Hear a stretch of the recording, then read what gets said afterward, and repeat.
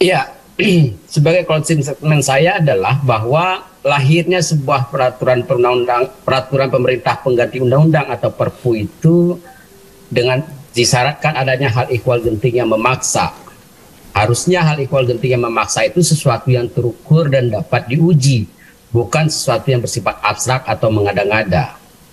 Oleh karena itu, ketika ada suatu Perpu yang lahir atau dibentuk tanpa memenuhi syarat tersebut, harusnya dinyatakan tidak berlaku atau dicabut sebagai suatu bentuk jiwa kepahlawanan. Saya kira kenegarawan juga kalau presiden berani mencabut Perpu tersebut, karena memang belakangan diketahui banyak persoalan-persoalan seperti itu. Saya kira dalam hal bernegara demokrasi saat sekarang ini hal-hal yang lumrah saja ketika presiden melakukan perbaikan terhadap suatu kebijakan yang dirasa keliru ketika kebijakan tersebut telah disahkan.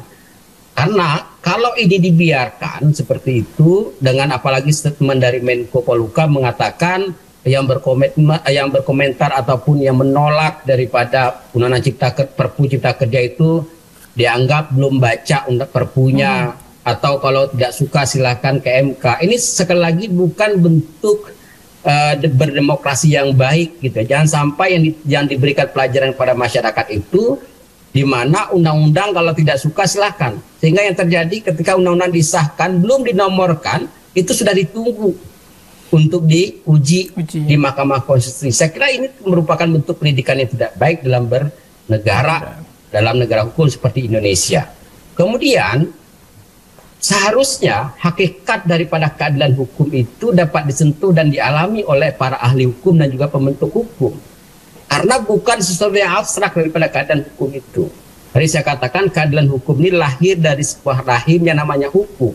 Makanya hukum kalau kita artikan undang-undang, undang-undang itulah yang menjadi dasar daripada terwujudnya keadilan hukum tadi itu. Nah, kalau undang-undangnya tersendiri yang dibentuk tadi itu tidak mencerminkan satu keadilan hukum, maka merupakan satu hal yang mustahil keadilan hukum itu dapat diwujudkan di tengah masyarakat dari sebuah undang-undang atau peraturan perundangan yang disahkan oleh pemerintah tersebut.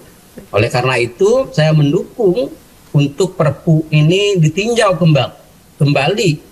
Syukur-syukur tadi pemerintah dalam hal ini presiden bisa mencabut, tidak kemudian mengambil sikap untuk segera mengirim kepada DPR untuk disahkan menjadi undang-undang, sehingga kemudian tidak menjadikan polemik. Saya kira masih ada waktulah untuk merenungkan kembali daripada Perpu ini agar kemudian tidak memberikan suatu hal yang jelek ataupun kegaduhan di dalam masyarakat. Saya kira demikian. Terima kasih.